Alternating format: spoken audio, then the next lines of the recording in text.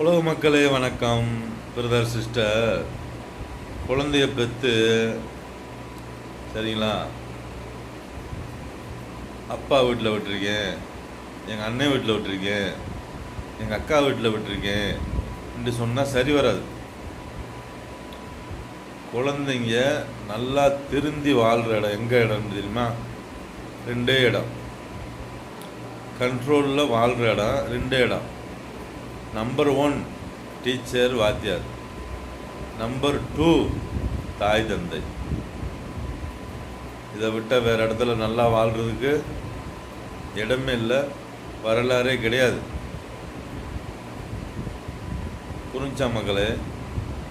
நீங்கள் அங்கே விட்டேன் இங்கே விட்டேன் அப்படி சொன்னீங்கடா உங்கள் குழந்தைங்க உங்களுக்கு சொந்தம் இல்லாமல் போயிடும். புரிஞ்சா மக்களே? ஊட்டி வளர்த்த குழந்தையே உங்களுக்கு சோறு ஊற்ற மாட்டுது. மடியில் வச்சு ஊட்டி வளர்க்குறீங்களா, அந்த குழந்தைய உங்களுக்கு சோறு ஊற்ற மாட்டுது.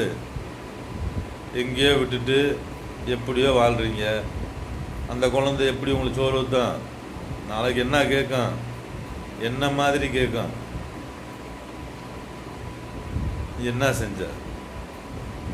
சோறு ஊற்றி வளர்த்தியா? உனக்கு நான் சோறு ஊற்றுனேனே இப்படி கேட்க. உண்மை சொல்கிறேன் பிரதர் சிஸ்டர், மாணவ மாணவிகளே, நீங்களாச்சும் மாறுங்க. குழந்தைய உங்கள் பக்கத்தில் வச்சு வளங்க, அளவோட பெற்று வளங்க. அன்னைக்கு 10 பிள்ளை பெற்று 2 கல்யாணம் 3 கல்யாணம் முடித்தாங்க. இன்னைக்கு 2 பிள்ளைய வளர்க்க முடியல. அப்போ அந்த அளவுக்கு தொழில் முடங்கிருச்சு. பணம் இருக்கு, ஆனால் செல்லலை. புரிஞ்ச மக்களே? பணத்துக்கு இன்னைக்கு மரியாதை இல்லாமல் போயிடுச்சு, பணத்துக்கு பவர் இல்லாமல் போயிடுச்சு. தொழில் முடங்கிருச்சு. பணம் இருக்கு, தொழில் முடங்கிருச்சு, செலவு அதிகமாகிருச்சு. இப்போ தான் அதிகமாக இல்லை, 1990 10 பிள்ளைய பெற்று 2 கல்யாணம் 3 கல்யாணம் முடித்தவங்களாம் இருக்காங்க. வேறு யாரும் இல்லை. எங்கள் தாத்தா பாட்டி, எங்கள் மாமனுக்கு 2 கல்யாணம் 3 கல்யாணம்லாம் முடிச்சிருக்காங்க.